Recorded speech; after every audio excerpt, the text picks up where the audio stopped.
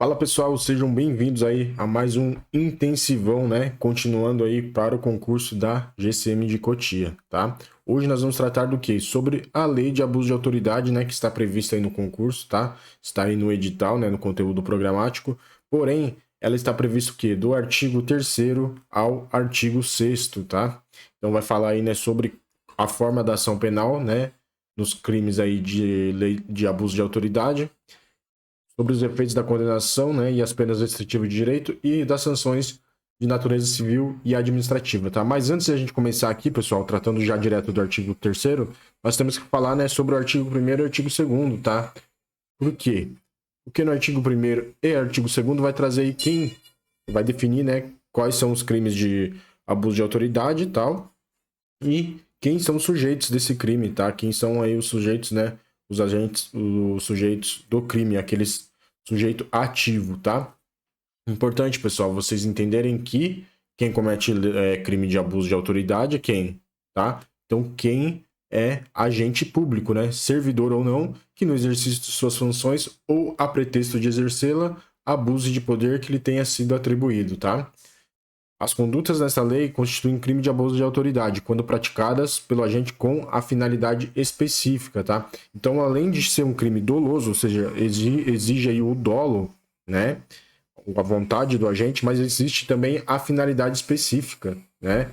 Não existe aí crime de abuso de autoridade culposo, tá? Somente doloso e, além disso, tem a finalidade específica, beleza?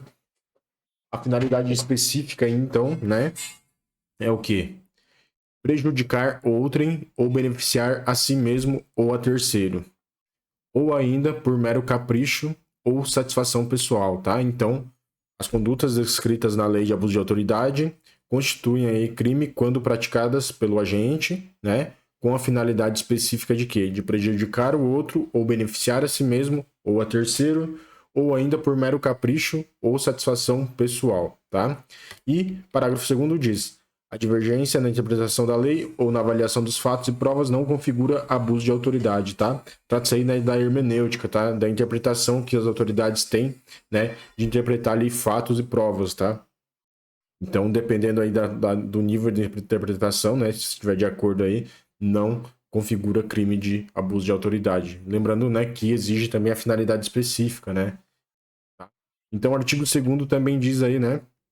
Então, quem que é o sujeito ativo do crime de abuso de autoridade, tá? Qualquer agente público, servidor ou não, da administração direta, indireta ou fundacional, de qualquer dos poderes da União, dos estados, do Distrito Federal e dos municípios e do território. Compreendendo, mas não se limitando a, então ele traz aqui um rol, né, exemplificativo, tá? Servidores públicos e militares ou pessoas a eles equiparadas, membros do Poder Legislativo, membros do Poder Executivo, membros do Poder Judiciário, membros do Ministério Público, membros dos tribunais ou conselhos de contas, tá?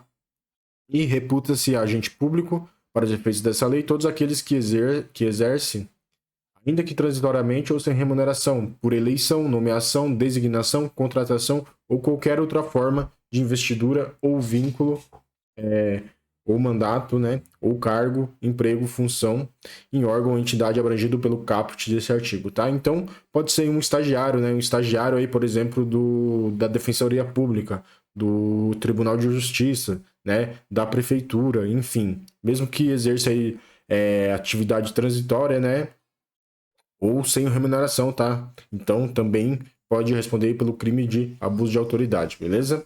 Então, vamos começar lá, né, do que realmente mais importa, tá? Mas é importante a gente passar por esses dois artigos, por quê? Porque vai definir quando, né, que então exige o dolo com a finalidade específica e quem é o sujeito ativo, tá? Para você entender, né? Então, aqui, artigo 3º diz, da ação penal, né? Os crimes previstos nessa lei são de ação penal pública incondicionada, tá? Cai bastante isso daqui, tá?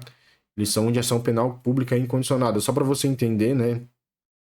Nós temos aí então a ação penal, tá?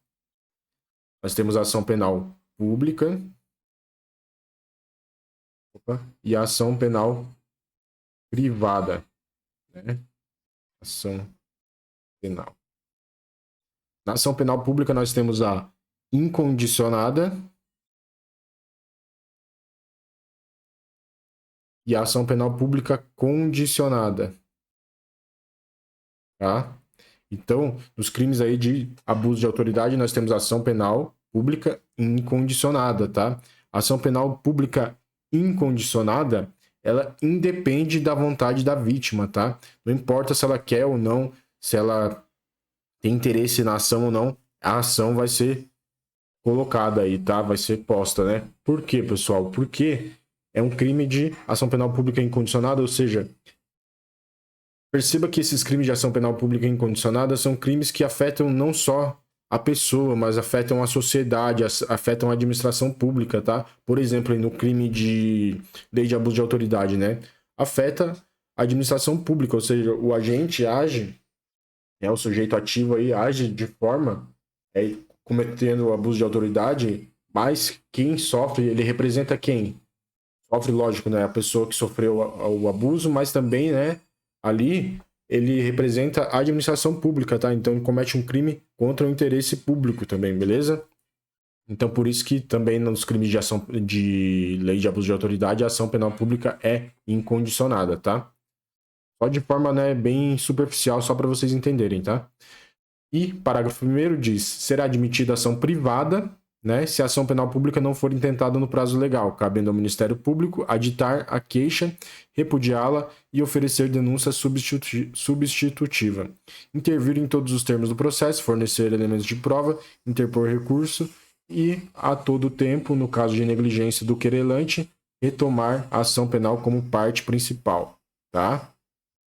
Então, admite aí a ação privada, né? No caso, a ação privada é subsidiária da pública, né? Então, quando não se entra com ação penal pública, tá? Pode-se admitir ação privada subsidiária, né?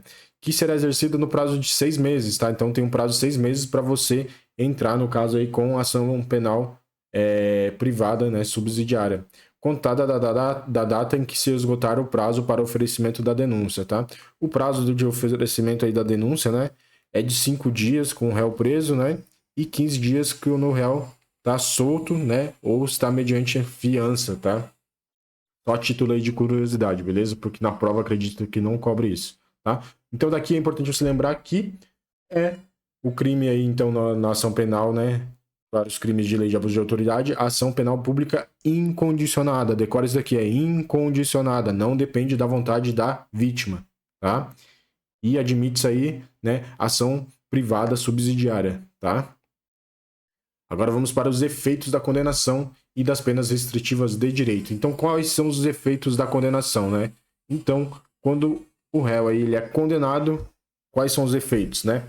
Primeiro, tornar certa a obrigação de indenizar o dano causado pelo crime, devendo o juiz, a requerimento do ofendido, fixar na sentença o valor mínimo para a reparação dos danos causados pela infração, considerando os prejuízos por eles sofridos, tá? Então, é a obrigação de indenizar, né, sobre o dano, e o juiz tem o dever de fixar na sentença aí, mas há requerimento do ofendido, tá? Então, o ofendido que requer aí, né, o caso, a indenização e o valor, tá? Segundo, a inabilitação para o exercício de cargo, mandato ou função pública pelo período de 1 a 5 anos. Guardem isso daqui. Período de 1 a 5 anos para inabilitação aí para o exercício de cargo, mandato ou função pública. E o terceiro, né, é a própria perda do cargo, do mandato ou da função, tá? Muito importante aqui no parágrafo único é o quê? Ó, os efeitos previstos nos incisos 2 e 3 do caput desse artigo são condicionados à ocorrência de reincidência em crime de abuso de autoridade e não são automáticos, devendo ser declarados motivadamente na sentença, tá? Então, pessoal, os efeitos da condenação aqui, se, né, o réu ele é primário, tá? Não é reincidente, somente vai acontecer o quê, né? A indenização aí, né? O dano causado, da indenização sobre o dano aí causado pelo crime que ele cometeu, tá? Agora, se ele for reincidente, né, ele pode também, tá, sofrer aí esses outros efeitos. Por exemplo, a inabilitação para exercício de cargo, mandato ou função pelo período de 1 a 5 anos ou perder o cargo, mandato ou função pública, tá? Então, os incisos aqui 2 e 3, né, segundo e terceiro aqui, dependem do que? Da reincidência, tá? e não são automáticos, né? Então tem que declarar motivadamente aí na sentença. Pessoal, desculpa se tiver muito barulho aí, estão tendo uma reforma aqui do lado, sei lá. Também tá passando ambulância agora. Seção 2, das penas restritivas de direitos, né? Quais são as penas restritivas aí de direitos, né? Substitutivas das privativas de liberdade, tá? Então, as penas restritivas de direito, né, são aquelas que são substitutivas da restritiva de liberdade, tá? Então, inciso primeiro, prestação de serviços à comunidade ou a entidades públicas. Então, prestação de serviço a entidades ou comunidades públicas, né? Segundo, suspensão do exercício do cargo, da função do mandato pelo prazo de 1 a 6 meses, com a perda dos vencimentos e das vantagens, né? E terceiro, que foi vetado, tá? Então, prestação de serviços aí a comunidades, né? Ou entidades públicas e suspensão do exercício do cargo, tá? Importante que é de 1 a 6 meses, né? E lembrar que é com vencimentos, né? Com perda dos vencimentos, né? Imagine, né? Se você suspender o exercício do cargo, ficar 6 meses sem trabalhar e ainda receber, né? Então não seria uma pena, né? Seria uma vantagem aí, tá? E parágrafo único. As penas restritivas de direitos podem ser aplicadas autônoma, ou seja, uma ou outra, ou cumulativamente, as duas juntas, tá? E artigo 6º, né, vai falar sobre as sanções de natureza civil e administrativa. As penas previstas nessa lei serão aplicadas independentemente. Cuidado que pode trocar dependência aí, né? Então, é independente das sanções de natureza civil e ou administrativa cabíveis, tá? E parágrafo único, as notícias de crimes previstos nessa lei que descreverem falta funcional serão informadas à autoridade competente com vistas à apuração, né? Visto que as penas aí previstas, né, são aplicadas independente das sanções de natureza civil ou administrativas, tá? Mas o que é mais importante você lembrar, né? Que são crimes aí de ação penal pública incondicionada, tá? Admite-se aí a ação privada subsidiária, tá? Que tem o prazo aí, né, de 6 meses, contando aí da data, né, do quando se esgotar o prazo para oferecimento da denúncia. Lembrar, né, que quais são os efeitos da condenação. Então ele tem que indenizar, tá? E no caso se ele for reincidente, no caso se ele for reincidente, tá?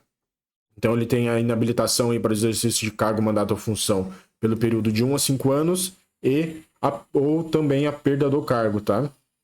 E lembrando que a reincidência, né, não se dá de forma automática esses efeitos da condenação, tá? Deve ser declarado motivadamente na sentença, beleza? E no caso, né, das penas restritivas de direitos, que são substitutivas das restritivas de liberdade, tá? São a prestação de serviço à comunidade ou entidades públicas, né? E a suspensão do exercício aí do cargo, função ou mandato pelo prazo de quanto tempo? De 1 a 6 meses e não vai receber. Tem a perda dos vencimentos e das vantagens. Beleza, pessoal? Fizemos uma breve revisão aí, né? Se você puder, revise de novo, assista de novo esse vídeo, tá? Porque com certeza vai cair uma questão disso daqui, tá? E no final, né, uma questão faz você subir diversas posições aí na classificação final, tá? Então é importante que vocês leiam, né, esses 3 artigos aqui, tá? São bem fáceis, né? São só 3 artigos e com certeza você vai garantir aí pelo menos uma questão. Beleza, pessoal? Muito obrigado, né? Se você não é inscrito no canal, se inscreve e continuaremos aí com o nosso intensivão nos próximos vídeos. Obrigado e até o próximo vídeo.